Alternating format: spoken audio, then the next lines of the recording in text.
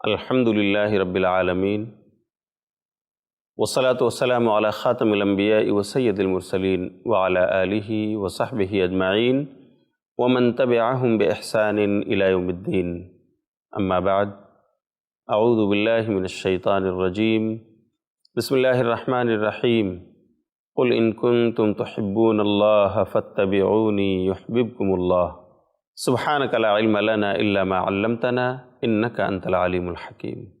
محترم ناظرین اور معزز خواتین اسلام، میں آپ کا وہی دلچسپ سیریز حقوق رحمت عالم صلی اللہ علیہ وسلم آج پھر لے کر آیا ہوں۔ اس نشست میں آپ کا استقبال ہے۔ السلام علیکم ورحمۃ اللہ وبرکاتہ۔ پچھلے درسوں میں آپ نے تفصیل کے ساتھ سنا کہ رحمت عالم صلی اللہ علیہ وسلم کا ہمارے اوپر جو حق ہے اس میں سب سے پہلا ہے آپ پر ایمان لانا، دوسرا ہے آپ کی پیروی کرنا، اور تیسرا حق ہے آپ صلی اللہ علیہ وسلم سے محبت کرنا، ایسی محبت جو اللہ کے بعد دنیا کی تمام چیزوں پر غالب ہو، تمام چیزوں سے زیادہ ہو۔ پچھلے ایپیسوڈ میں ہماری بحث یہی تھی اور یہی موضوع میں نے چھیڑا تھا، لیکن ابھی تشنگی باقی ہے، ابھی پیاس بجھی نہیں ہے۔ آئیے ہم کچھ اور مثالیں آپ کے سامنے رکھتے ہیں کہ صحابہ کرام نبی صلی اللہ علیہ وسلم سے جو محبت کرتے تھے وہ کیسی ہوتی تھی، اس کا انداز کیا تھا، اور کیا واقعی ہم اپنے آپ کو اس جگہ پر پا رہے ہیں، یا ہم نے اپنی محبتیں دنیا کی اور دوسری چیزوں سے وابستہ کر دی ہیں۔ ہم کس کے زیادہ چاہنے والے ہیں، ہمیں اپنا محاسبہ کرنا چاہیے۔ صحابہ کرام رضوان اللہ علیہم اجمعین کی محبت، مثالی محبت، وہ ہمیں کسی ابو بکر رضی اللہ عنہ سے سیکھنا چاہیے، کسی عمر رضی اللہ تعالیٰ عنہ کی زندگی سے لینا چاہیے، اور ان کے علاوہ بھی صحابہ کی جمعیت پوری اس کے لیے گواہ ہے کہ اگر اس راہ میں جان دینے کے لیے بھی آپ کو پکارا گیا ہو تو صحابہ نے اس کے لیے بھی دریغ نہیں کیا۔ آئیے ہم ایک آدھ مثالیں اور لیتے ہیں کہ نبی کے صحابہ آپ صلی اللہ علیہ وسلم سے محبت کرنے میں کس طرح آگے تھے، ساری چیزوں پر آپ کو ترجیح دیتے تھے۔ کسی اور کا نہیں، حضرت زید بن حارثہ رضی اللہ تعالیٰ عنہ کا واقعہ، جو آپ کے اللہ پالک اور منہ بولے بیٹے تھے، جن کا واقعہ جامع ترمذی ابواب المناقب باب مناقب زید بن حارثہ یہاں پر موجود ہے، حدیث نمبر 3815۔ یہ زید بن حارثہ کون ہے؟ یہ قبیلے بنو کلب کے تھے۔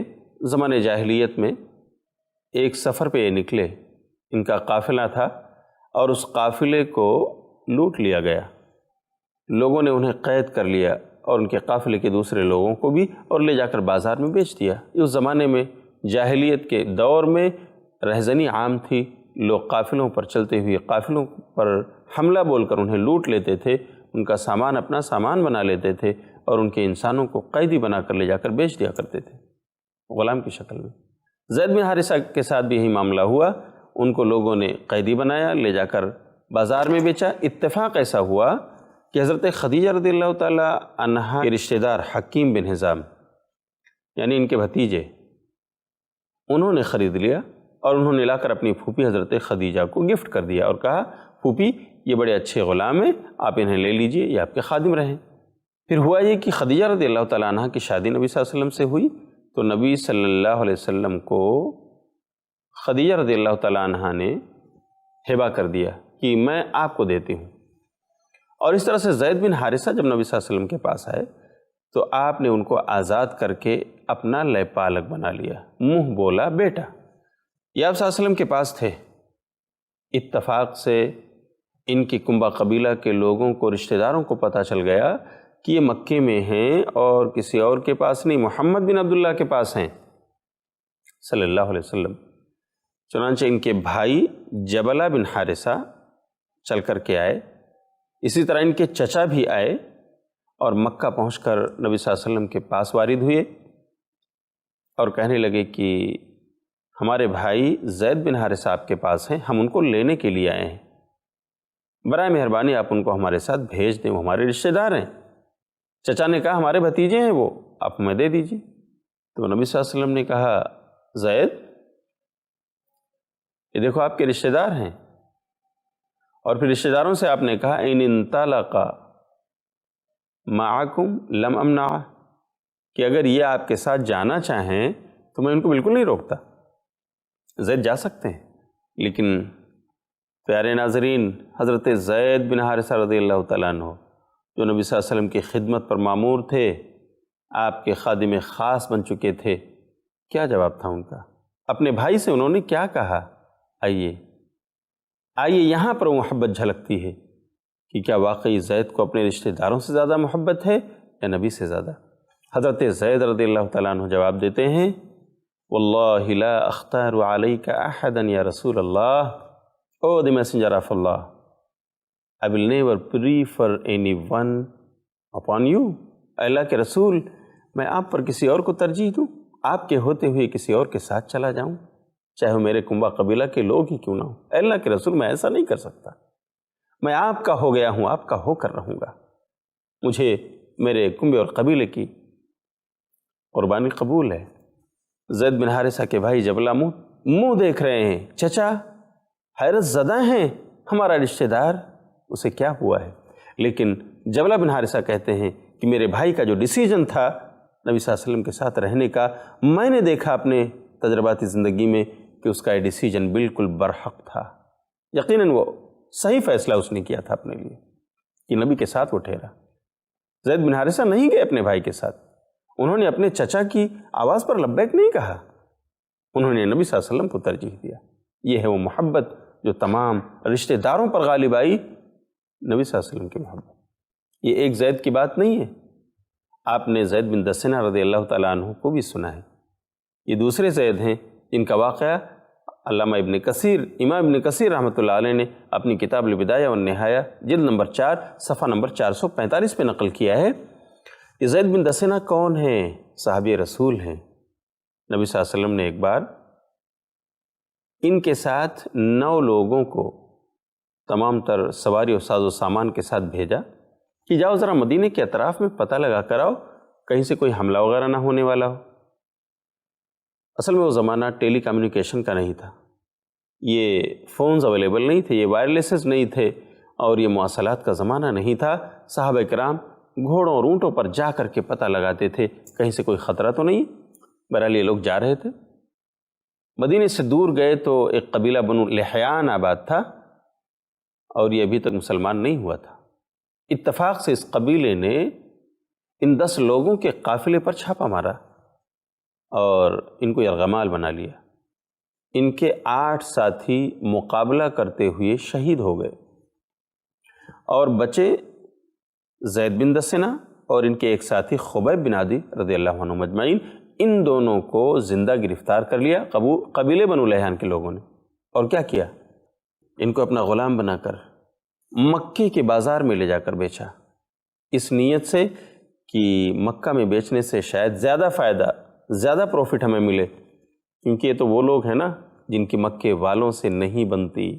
مکے والے انہیں اپنے آجا و پرکھا کا بدلہ لینے کے لیے زیادہ قیمتوں میں خرید سکتے ہیں، اور ہوا ایسے۔ زید بن دثنہ رضی اللہ تعالیٰ عنہ کو صفوان بن امیہ نے خریدا اپنے باپ امیہ کا بدلہ لینے کے لیے، وہ امیہ جو بدر کے میدان میں قتل کر دیا گیا تھا مسلمانوں کے ہاتھوں۔ تو صفوان نے لا کر زید بن دثنہ کو حرم میں باندھ دیا، قید کر دیا، اور اس وقت جو بھی میڈیا رہی ہو اس کے مطابق اعلان کروایا کہ فلاں فلاں دن فلاں فلاں تاریخ کو فلاں ٹائم سر مقتل ان کو قتل کیا جائے گا، سارے لوگ حاضر ہو جائیں۔ مکے کے سارے لوگ اعلان کے مطابق جمع ہو گئے۔ زید بن دثنہ رضی اللہ تعالیٰ عنہ کو حرم سے لے جایا گیا، اور جہاں پر قتل کیا جانا تھا مقتل کے بیچ میں انہیں کھڑا کیا گیا۔ اس وقت سرداران میں سے ایک سردار ابو سفیان بھی تھے جو مسلمان نہیں ہوئے تھے، کیونکہ ابو سفیان رضی اللہ تعالیٰ عنہ کا اسلام بہت بعد کا ہے۔ سن 8 ہجری جب مکہ اللہ نے فتح کیا، اس وقت ابو سفیان اور ان کی بیوی ہندہ اسلام لائے ہیں۔ ابو سفیان رضی اللہ تعالیٰ عنہ اس وقت جب زید بن دثنہ پکڑے گئے یا بیچے گئے تھے، اس وقت یہ مسلمان نہیں تھے، ان کو بھی صفوان بن امیہ نے بلایا، چلیے آپ ہمارے سردار ہیں، آپ بھی چلیے۔ یہ بھی گئے۔ ابھی وقت آ رہا ہے کہ زید بن دثنہ کو لوگوں کے سامنے تلوار سے مارا جائے گا، قتل کیا جائے گا، ان کا خون بہایا جائے گا، لیکن اس سے پہلے ابو سفیان آگے بڑھتے ہیں اور پوچھتے ہیں کہ اے زید انشدک باللہ یا زید، اے زید اللہ کا حوالہ دے کر تم سے ایک سوال کرتا ہوں، پوچھتا ہوں، صحیح سے جواب دینا۔ بتاؤ کیا وہ انسان جس کی وجہ سے آج آپ کو یہ دن دیکھنے پڑ رہے ہیں، آپ کو ابھی قتل کیا جائے گا، آپ دیکھ رہے ہو، کیا آپ نہیں چاہتے کہ آج آپ کی جگہ پر ہم اس انسان کو پکڑ کر لائیں، یعنی آپ کے نبی کو، اور اسے لا کر آپ کی جگہ پر یہاں قتل کر دیں اور آپ کو یہاں سے اٹھائیں، لے جا کر آپ کے بیوی بچوں میں خیر و عافیت کے ساتھ پہنچا دیں، صحیح سالم حفاظت کے ساتھ وہاں آپ چلے جائیں اور آرام کی زندگی گزاریں؟ کیا آپ نہیں چاہتے؟ اللہ اکبر، کیا سوال تھا! لیکن جواب سنیے، اکیلا مومن پورے میدان میں، مقتل میں اکیلا ایمان والا، لیکن جرأت و ہمت دیکھیے، ابو سفیان جیسے سردار کا جواب دیتے ہوئے زید بن دثنہ رضی اللہ تعالیٰ عنہ کہتے ہیں، کیونکہ محبت رسول سے سرشار ہیں، محبت رسول ان کے دل میں گھر کر گئی ہے، اور اب نبی کے ہوتے ہوئے کوئی اور ان کی نگاہوں میں نہیں جچتا ہے۔ یہاں پر جب کہ انہیں یقین ہے کہ ابھی ہمیں مقتل میں قتل کر دیا جائے گا، تلواریں چمک رہی ہیں، جلاد کھڑے ہیں، ایسے میں بھی ابو سفیان کو جواب دیتے ہیں کہ آپ کیا پوچھتے ہو، کس سے پوچھتے ہو؟ اللہ کی قسم میں تو یہ بھی نہیں چاہتا، واللہ ما اريد ان محمدا الان في مكانه الذي هو فيه تصيبه شوكة تؤذيه، اللہ کی قسم میں تو یہ بھی نہیں چاہتا کہ آج محمد رسول اللہ صلی اللہ علیہ وسلم آج وہ میری اس جگہ پر لائیں جہاں میں کھڑا ہوں، اور ان کو میری اس جگہ پر لا کر ان کے پیروں میں کانٹا تک چبھویا جائے، مجھے یہ نہیں گوارا۔ میں یہ کب پسند کروں گا کہ محمد الرسول اللہ صلی اللہ علیہ وسلم کو لا کر میری جگہ ان کو قتل کر دیا جائے اور میں بحفاظت اپنے بیوی بچوں میں چلا جاؤں۔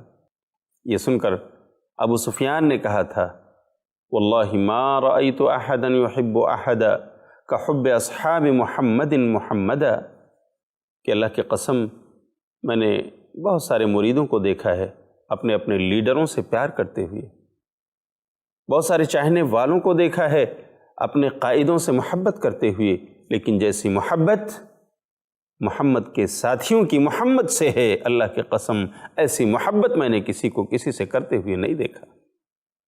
سبحان اللہ، نبی صلی اللہ علیہ وسلم سے صحابہ کی یہ محبت تھی کہ وہ بھرے مجمع میں سب کے سامنے نڈر ہو کر سرداروں کو بھی جواب دے رہے ہیں، اور یہ جرأت صرف اس بنا پر کہ آخرت پر یقین ہے، نبی سے سچی محبت ہے، اور نبی کی زبان سے جو بشارتیں انہوں نے سنی ہے اس پر انہیں یقین ہے کہ ٹھیک ہے یہاں ایک جان ہے چلی جائے، لیکن اس کا بدلہ ہمیں جنت کی شکل میں ملنے والا ہے۔ ناظرین کرام، یہ موضوع صرف اس لیے چھیڑا گیا ہے تاکہ ہم اپنے ذہن و دماغ کو کھنگالیں، گریبان میں منہ ڈالیں اور ذرا جائزہ لے لیں، محاسبہ کر لیں، تھوڑی سی اکاؤنٹیبلٹی اگر آ جائے تو انشاءاللہ ہماری اصلاح ہو سکتی ہے۔ ہم کہاں کھڑے ہیں، کس چوراہے پر ہم ہیں، ہم کس ڈگر پر اپنے آپ کو چلا رہے ہیں؟ کیا وہ نبی کے محبت کی ڈگر ہے یا دنیا پرستی، مفاد پرستی کی ڈگر ہے؟ اگر ایسا ہے تو ہمیں اپنی اصلاح کی ضرورت ہے۔ اور یہ معاملہ کہ صحابہ نبی سے محبت کرتے تھے، یہ صرف مردوں ہی کا نہیں تھا، خواتین بھی آپ صلی اللہ علیہ وسلم سے محبت میں پیش تھیں۔ خواتین نے بھی تاریخ رقم کی ہے، ان کے بھی واقعات ایسے ہیں کہ آپ سنیں اور سنتے رہ جائیں، آشاش کریں، رشک کریں کہ کاش اسی طرح کا موقع ہمیں بھی نصیب آتا۔ ایک خاتون جن کا واقعہ سیرت ابن ہشام میں ذکر ہے، ابن ہشام نے لکھا ہے کہ غزوہ احد کے دن جب صحابہ واپس ہو رہے تھے تو اتفاق سے قبیلے بنو دینار کی ایک خاتون سے لوگوں کا گزر ہوا۔ وہ خاتون جس کے گھر کے 3 لوگ غزوہ احد میں شہید ہو گئے تھے، شوہر، بھائی اور باپ۔ اللہ اکبر، کیا بیتی ہوگی، یہ خبر کس قدر بجلی بن کر گری ہوگی اس خاتون پر۔ اس خاتون نے ایک کے بعد دیگر 3 لوگوں کے شہادت کی خبر سنی، باپ کی شہادت، بھائی کی شہادت، شوہر کی شہادت۔ لیکن اس کے بعد بھی اس خاتون کا سوال یہ تھا کہ لوگوں بتاؤ، ما فعل رسول اللہ صلی اللہ علیہ وسلم، ہمارے حبیب کیسے ہیں، پیارے رسول کیسے ہیں، ان کی حالت کیا ہے، کچھ خیریت بتاؤ۔ لوگوں نے جواب دیا، ہوا بحمد اللہ کما تحبین یا ام فلاں، کہ فلاں کی ماں وہ بالکل ویسے ہی ہیں جیسا آپ دیکھنا پسند کرو گی، وہ بالکل خیریت سے ہیں۔ لیکن اس خاتون کا جواب تھا، ارونی حتی انظر الیہ، پلیز شو می، ہمیں بتاؤ تو صحیح، دکھاؤ تو صحیح کہاں ہیں ہمارے پیارے نبی، اپنی آنکھوں سے دیکھ لوں تاکہ تسلی ہو جائے۔ اتنے میں نبی صلی اللہ علیہ وسلم جب اس راستے سے آ رہے تھے، لوگوں نے کہا دیکھو یہ اللہ کے رسول صلی اللہ علیہ وسلم۔ خاتون نے نبی صلی اللہ علیہ وسلم کو دیکھا اور اس وقت بول پڑی، کل مصیبت بعدک جلل یا رسول اللہ، اللہ کے رسول صلی اللہ علیہ وسلم، یہ تمام مصیبتیں، باپ کی شہادت کی خبر، بھائی کے شہادت کی خبر، شوہر کے شہادت کی خبر، یہ تمام خبریں ملی، لیکن آپ کے خیریت کی خبر جو ملی، آپ کو دیکھ کر تمام مصیبتیں ہلکی ہو گئی ہیں، اللہ کے رسول، تمام مصیبتیں ہلکی ہو گئی۔ اللہ اکبر، یہ خاتون صحابیہ کا کردار صرف صحابہ نہیں، صحابیات بھی پیش رہتی تھیں، کسی اور کی بات نہیں۔ ام ہانی کی بات آپ سن لیں، ام ہانی رضی اللہ عنہ، جن کا واقعہ سنن ابو داؤد کتاب الصوم میں ہے، 2456 نمبر کی حدیث ہے، 2456، علامہ البانی نے اس کو صحیح قرار دیا۔ ام ہانی رضی اللہ تعالیٰ عنہ کہتی ہیں کہ فتح مکہ کے دن اللہ نے جب نبی صلی اللہ علیہ وسلم پر مکے کو فتح فرمایا تو آپ اس دن آ کر ایک چارپائی پہ بیٹھے اور آپ کے بائیں طرف آپ کی بیٹی حضرت فاطمہ بیٹھی، فاطمہ بائیں بیٹھی اور میں نے جگہ پائی تو میں آپ کے دائیں بیٹھ گئی، ام ہانی کہتی ہے رضی اللہ عنہ۔ اور اتنے میں ایک باندی، ایک لونڈی پینے والی کوئی چیز لے کر کے آئی اللہ کے رسول صلی اللہ علیہ وسلم کی ضیافت کے لیے۔ آپ صلی اللہ علیہ وسلم نے وہ پیالہ لیا اور جتنا پینا تھا آپ نے اسے پیا، اور اس میں کچھ چیزیں بچ گئیں تو آپ نے ام ہانی کو دیا۔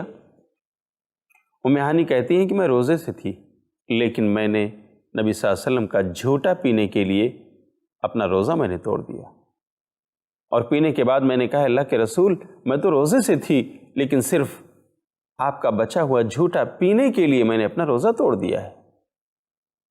سبحان اللہ۔